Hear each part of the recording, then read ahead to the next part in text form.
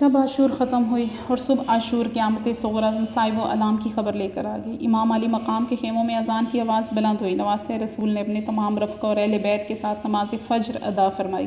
یہ شہدائے کربلا کی آخری نماز تھی۔ اللہ جانتا ہے کہ ان کی اس نماز کا عالم کیا تھا۔ وہ سر جنہوں نے تھوڑی دیر کے بعد راہ خدا میں کٹ جانا تھا، خشوع و خضوع کے ساتھ سجدہ ریز تھے۔ نماز کے بعد امام پاک نے سب کے لیے صبر و استقامت کی دعا کی۔ وہاں ابن سعد نے جنگ کا باقاعدہ اعلان کر دیا۔ تمام جتنے بھی اہل بیت تھے، جتنے بھی امام حسین کے ساتھی تھے، سب نے شہیدوں نے شہادت کا مرتبہ حاصل کر لیا۔ اب قیامت غم و علم برپا ہونے والی ہے۔ اب کائنات ارضی و سماوی میں صف ماتم بچھنے والی ہے۔ اب زمین و آسمان خون کے آنسو روئیں گے۔ اب وہ کرب انگیز لمحات آنے والے ہیں جن کے تصور سے دنیا اسلام لرزہ براندام ہو جائے گی۔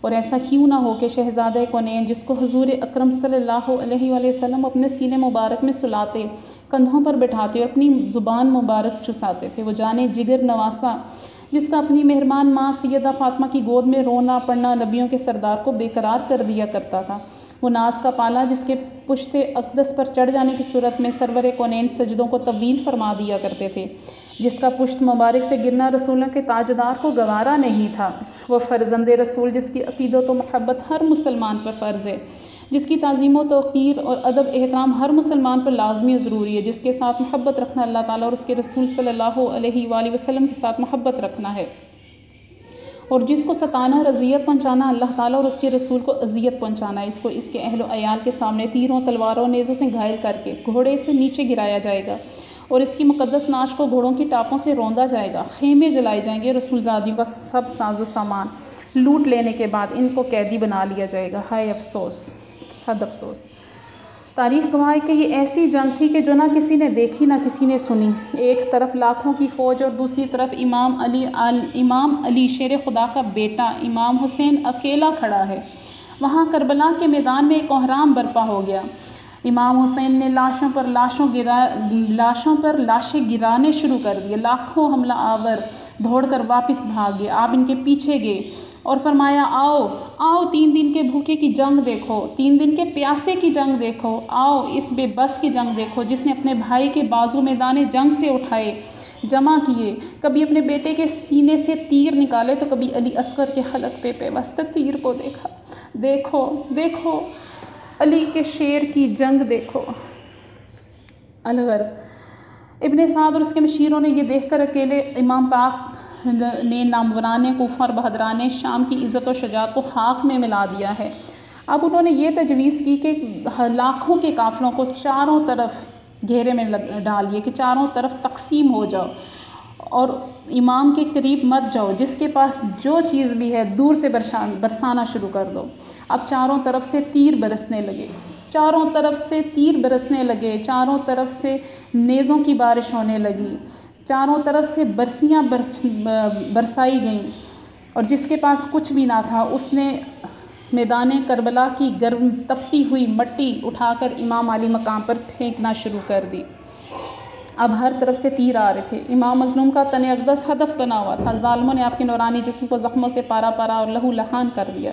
ایک مردود ابو الخنوق کا تیر پیشانی مبارک پر لگا، وہ پیشانی جو بارگاہ بے نیاز میں جھکنے والی اور حبیب خدا کی بوسہ گاہ تھی، شگافتہ ہوگی۔ اس کے خون سے چہرہ انور سرخ ہو گیا۔ آپ نے منہ پر ہاتھ پھیرا اور فرمایا، بدبختو، تم نے تو رسول اللہ صلی اللہ علیہ وآلہ وسلم کی اذیت کا بھی خیال نہ کیا۔ اتنے میں خولی بن یزید اصبہی نے سینہ بہ کینہ پر ایک تیر ایسا مارا کہ قلب اقدس میں پیوست ہو گیا۔ اب راکب دوش پیغمبر کو گھوڑے پر قرار دشوار ہو گیا، ہاتھوں سے لجام فرض چھوٹ گئی۔ امام عرش نشین بہت بے دردی سے صدر زین سے فرش زمین پر گرا دیے گئے۔ شبرلین نے عارض مبارک پر تلوار ماری۔ اس کے بعد بدبخت سنان بن انس نخعی نے آگے بڑھ کر ایک نیزہ مارا کہ تن اقدس کے پار ہو گیا۔ شہزادہ کونین حضرت امام حسین بارگاہ ایزدی میں سجدہ ریز ہو کر واصلے بحق ہو گئے۔ انا للہ و انا الیہ راجعون۔ خولی بن یزید حضرت امام کے سر انور کو جسد اطہر سے جدا کرنے کے لیے بڑھا، لیکن کانپ گئے، تھرا کر پیچھے ہٹ گیا۔ اس کے بعد حشل بن یزید پلید نے گھوڑے سے اتر کر سر مکرم کو جسد معظم سے جدا کر کے اپنے بھائی خولی کے حوالے کر دیا۔ اس میں اختلافات ہیں، بعض کہتے ہیں مردود ازلی سنان ابن انس نخعی نے سر مبارک کو جسم اطہر سے جدا کیا، بعض کہتے ہیں شمر العین جو کوڑی تھا اس نے سر مبارک کو کاٹا۔ تذکرہ ثبت ابن الجوزی میں ہے کہ آپ کے جسد اطہر پر 33 زخم نیزوں کے اور 40 زخم تلوار کے تھے، اور آپ کے پہرانے شریف میں 121 سوراخ تیروں کے تھے۔ بے حیا بدبختوں نے جسم مبارک کے تمام کپڑے اتار لیے۔ سنان بن انس نقی نے ذرا اور انگوٹھی اتارنی چاہیے، انگوٹھی نہ اتری تو اس نے انگلی مبارک کو کاٹ دیا اور اس سے انگوٹھی اتار لی۔ اس قدر ظلم و ستم کرنے کے بعد بھی سنگ دل اور خونی شامی اور کوفیوں کا جذبہ بغض اناد ختم نہ ہوا۔ بدبختوں نے حضرت امام کے جسد اطہر کو گھوڑوں کی ٹاپوں سے پامال کر کے ریزہ ریزہ کر ڈالا۔